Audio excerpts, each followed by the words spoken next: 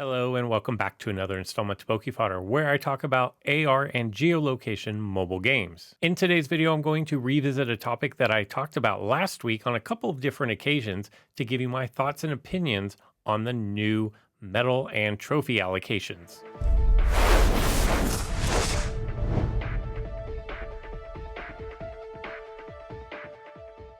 If you will remember last week when version 2.7 came out, all of a sudden the arena trophies were kind of discombobulated or out of whack. At the time I said, you know what, it may be good. I'm actually more of a fan of the 2040 system than I am the 3030. I had just wished that they waited until the new season in order to implement such a change, but it turned out that the change was kind of put in by accident, so they were just going to go ahead and leave it. Then flash forward a couple of days and we find out that they're going to implement this new 2040 system into the medal count for the upcoming weekend tournament. And I was actually kind of excited about that, but I guess I didn't truly understand exactly how the system was going to work. You see, I thought if we're going on a 2040 system where you are punished less for losing to somebody higher than you and rewarded more for beating somebody higher than you, and then vice versa for losing, that it would be kind of a bell-shaped curve point distribution. You see, in my mind, I'm thinking on one side you have 20 and on the other side you have 40.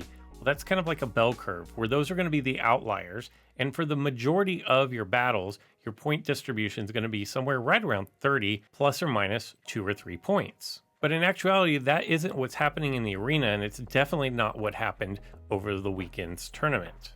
So maybe Ludia is stuck on having a point value of 60 for every match. And let me explain why that system will never work if you're going to do 20 and 40. At the making of this video, I am sitting around 5,100 in PvP trophies. Now let's say, for the sake of this argument, that I face up against somebody from the Gyrosphere Depot. That is obviously a battle that I should lose soundly. So if we play it out, I take my 4 creatures, they take their 4 creatures, I end up losing. Well, that's not really a good win for the person in the Gyrosphere Depot. Subsequently, that's not really a bad loss for me. According to how I understood the new point distribution, I wasn't going to be penalized as harshly for that loss, say minus 20. The problem is, if we're using a 60 point distribution and I'm not being punished for my loss, so I only lose 20, then my opponent is gaining 40. And I don't really think that's what's happening. The reason why I say that is because I've beaten a lot of teams really soundly, and I've only gained 20 points. That leads me to believe I was the better team, and I beat a team that I should have beaten, so there I am with my plus 20. But then that means that my opponent loses 40 for losing a battle that they should have lost? That doesn't really make any sense to me, and that's a completely flawed system.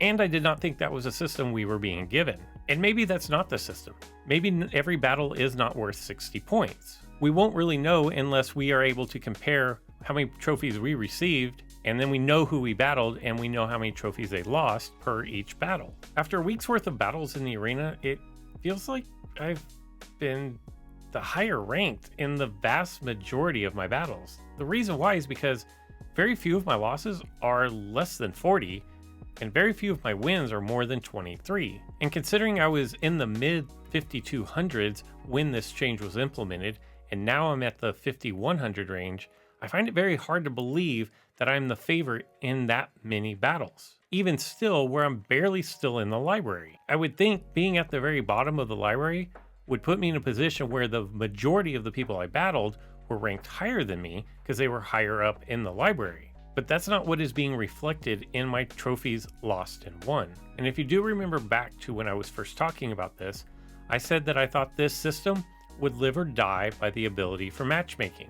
And I think I was wrong, because I think the system is wrong, or the algorithm is wrong. The reason being is because over the weekend, where everybody basically started about the same, your pluses and minuses should have been pretty close to even. But instead, what we had is a system where a victory got you right around 20, we'll say 21 to 23, and a loss was getting you a negative 37 to 40. So it almost feels like an inverse bell curve, where the two outliers are the norm and the 30 is the irregularity. The result of this was, for most people, they needed to win at about a 75% clip in order to actually move up in the rankings. And I can tell you from personal experience, it is very demoralizing if I have to win 2 out of every 3 battles in order to move anywhere in the rankings. And not only that, They implemented this change in the middle of a season again. If you will remember, because it is Jurassic World Alive's anniversary, the rewards for the Alliance Championships have been bumped up significantly.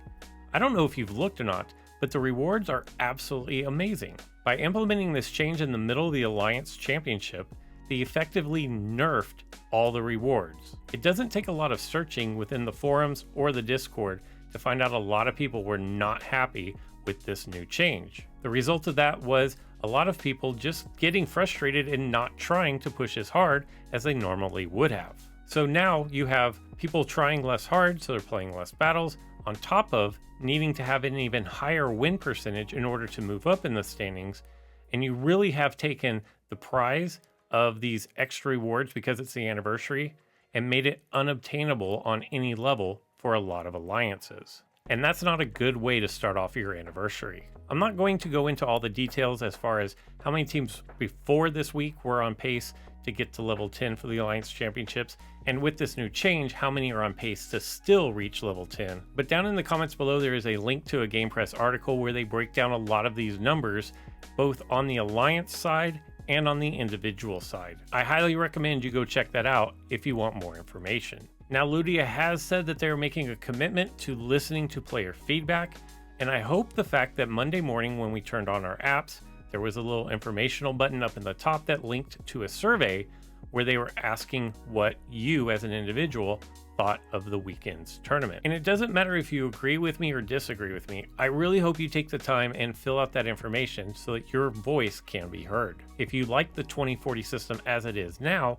then please indicate that on the survey. And if you're like me, where you thought it was probably your worst tournament experience since they've been doing tournaments, then please let them know that as well. Typically, this is where I'd say if you like this video, smash that like button, but unfortunately, this isn't a video that I really think a lot of people are going to like because it's kind of negative. And I don't want to end things on a negative note, so I will leave you with this. Hopefully, Ludia is listening to our feedback and changes will be implemented for this upcoming tournament. But even if they don't, this week is one of the best weeks that we are going to have of the year, and it's just starting.